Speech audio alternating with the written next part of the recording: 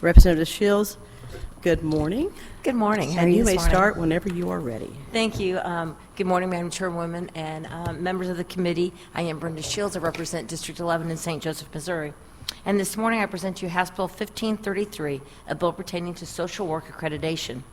A year and a half ago or so, the social workers from across Northwest Missouri met with me to discuss the shortage of clinical social workers in Northwest Missouri and their hope to start a Master's of Social Work at Missouri Western State University.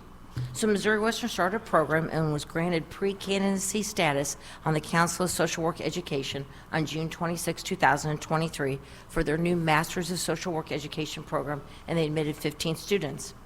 Unfortunately, these students will graduate this spring, but will not be able to sit for their licensing exam in the state of Missouri because Missouri Western's program is in pre-candidacy. And because these students can't sit for their exam, they can't begin their 3,000 hours of supervised social work experience. Accreditation of a new program takes 3 years, but more importantly, a program can't be accredited unless it has graduates. So the burning question is, if you know you can't take your exam when you graduate, why would you go to the school? And the school can't become accredited unless it has 3 years of graduates. So this legislation has a fix. I work closely with the Council of Social Work Education to find an acceptable solution for both universities and the Council of Social Work Education. The new language allows the Council of Social Work Education to monitor and follow a new program closely. Then the Board of Social Work will give approval for the students to take their boards. And with passage of their exam, the students will be able to begin their 3,000 hours of supervised social work experience. And when the program which they graduated, so when Missouri Western's program receives full accreditancy, the students will retroactively receive their full license. So 11 other states do this, so we didn't create the wheel. We just need to update our statutes. But the problem is if we don't fix our statutes, our students might come to our schools, then they'll be able to cross state lines, take their exam, do their 3,000 hours of social work, and never return back to Missouri, and we don't receive the benefit of starting these programs in our state. And with that, I'm happy to take any questions. Thank you, Representative. Do we have any questions for Representative Shields? All right, seeing none. So now we will hear witnesses in favor.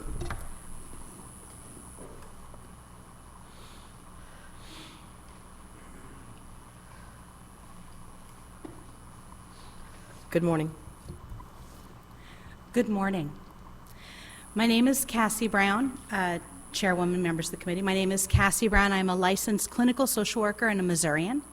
I'm the Executive Director of the National Association of Social Workers, Missouri chapter. We represent the largest behavioral health workforce in the nation and in Missouri. And I urge you to vote in favor of HB 1533. First, I would like to thank the sponsor of the bill for bringing this forward.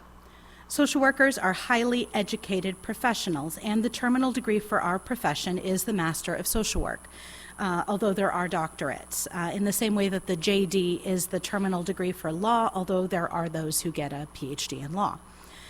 This bill strikes a very good balance, permitting graduates to enter clinical practice while protecting the profession and aligning with best standards of practice. As the bill sponsor noted, this bill allows social work graduates from programs which are gaining their accreditation to sit for the exam. It does not guarantee their exam passage. At the current time, graduates from a new program in candidacy, pre-candidacy, are following all requirements of the Council on Social Work Education, CSWE.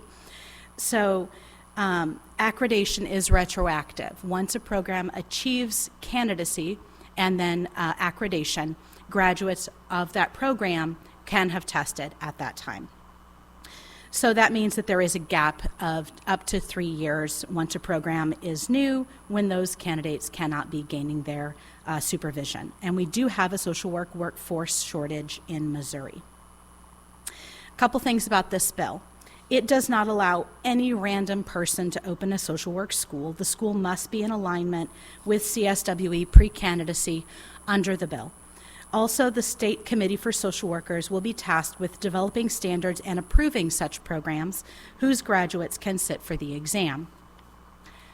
At this time, as was noted, 11 states allow graduates from schools in pre-candidacy to test under their statutes from a personal search.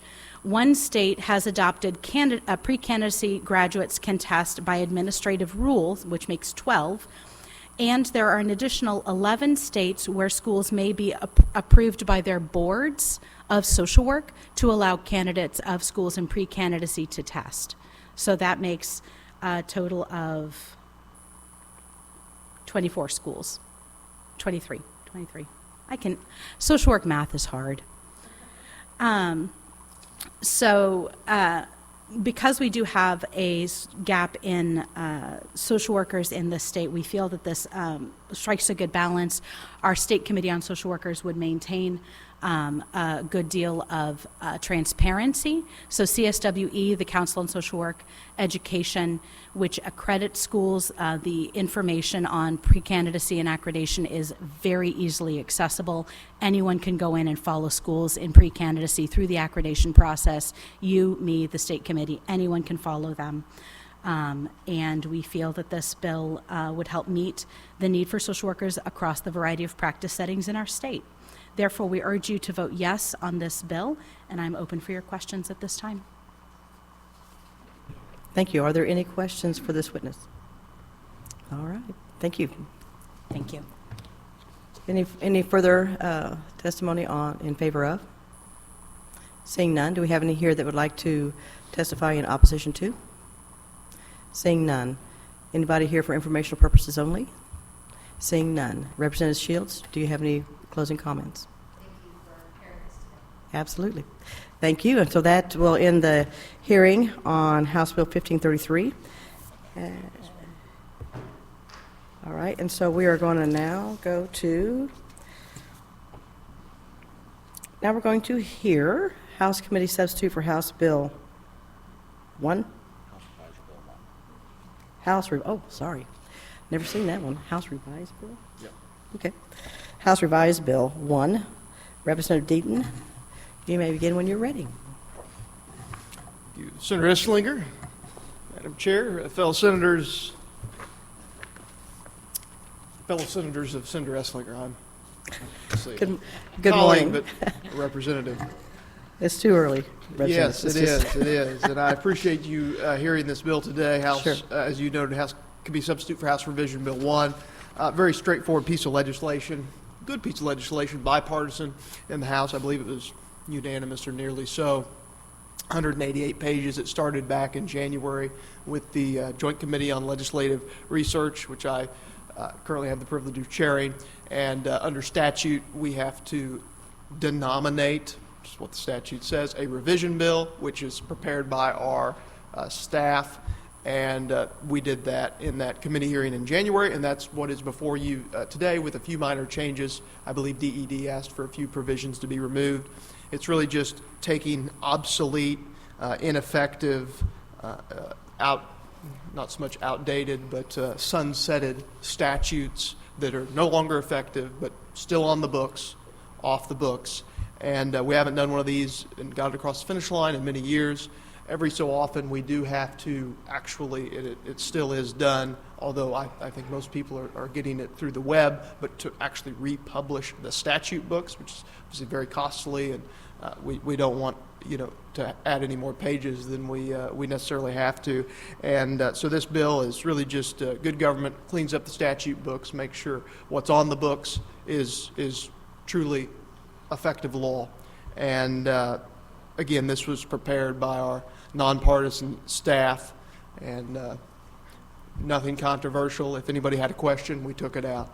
And so happy to answer any questions, one or two that I might you might have or wonder. Also under statute, and this is all in Chapter 23, it says that any bill denominated by the committee can't be amended except for an amendment of a technical nature. So statute does speak to that. And then if someone saw something in there and decided this task force that expired 10 years ago or whatever it might be, that, hey, that's a great idea, we ought to bring that back. If it was passed in another piece of legislation in this General Assembly, then, and the revision bill passed, then that part of the revision bill falls, and it is effective, what we passed. and the rest of the revision bill stands, and that's outlined in statute. So there would be no conflict there as well if anybody had a concern about that. So happy to take any questions. Certainly appreciate your time. You should have the spreadsheet that I believe was provided to the committee that does provide a nice overview of what the legislation includes. And again, thank you for your time today. Absolutely. I have a question for you. So just how long has it been since we've gone into our statutes and tried to clean up the redundant or the out of date or just those passages that are not relevant? You know, Sandy behind me might know exactly, but I know it's been a good many years, maybe a decade or so. Okay. I know it's been attempted by... 3 years ago, we passed a revision. Okay, 3 years ago. Not nearly hey. as bad as I thought. You know, And so, yes, Sandy knew, as I knew she would, and so 3 years ago, and so, yes. But All it's right. time to do it again. Well, it's amazing how many bills we pass a year, right? So that this is, after 3 years, we have this much to change. So, anyway, thank you, Representative. Anybody else have a question for Representative Deaton? All right, seeing none, thank you. And now we will have anybody who'd like to testify in favor of? Seeing none. Anybody who'd like to testify in opposition to? Seeing none, informational purposes only. And do you have any closing remarks? Thank you, and that'll conclude the hearing on House Committee Substitute for House Revised Bill 1. Now we're going to see Representative Rudy Veit. Good morning. So we'll now hear House Bill 2280. Representative Veit. Madam Chairman and Senators, I thank you for your time. My name is Rudy Veit. I'm from our 59th District, which is major part of Cole County. I have before you House Bill 2280. It passed by the House unanimous, consent unanimous, and committee unanimous. There were no votes. It just addresses a simple problem in the state right now. Dentists generally have to work, except for certain non-for-profit organizations, dentists have to work as solo practitioners or for dental corporations. We have a situation now in taking care of our inmates. We're not able to provide the proper dental care, and this bill just allows this to be waived for dentists while they are performing treatment on our inmates. If they go outside, they still have to be, if they're working on their own, they have to be their own corporation, their own individual, or for a corporation. But for the medical care provider to obtain the necessary dentist to perform and take care of our inmates' dental needs, we need this bill. Okay. Thank you. Do we have any questions for Representative Veit? Yes, Senator Beck. Aye.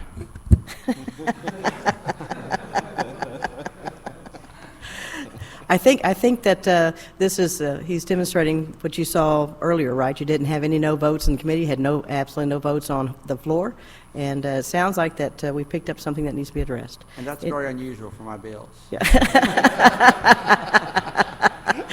I love that. Does anybody else have any questions for our representative here?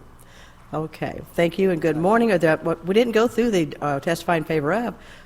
Let's do that. Good morning. Madam Chairwoman, members of the committee, Organ Schlamer on behalf of Centurion, exactly what he said mirrors exactly the bill that Senator Crawford presented maybe a month or so ago here. And Senator Beck, I appreciate the advanced warning of your vote there. Thank you. Thank you. Any questions for this witness? Seeing none. Does anybody else like to testify in favor of? Would anybody like to testify in opposition to? For informational purposes only. And Representative Veit, do you have any closing remarks? Thank you. Okay, so that concludes the hearing on House Bill 2280, and there's no further business coming before the committee, and I make a motion to adjourn. Do I have a second? Thank you. I have a motion, a second. All those in favor say aye. Ayes have it. We are adjourned.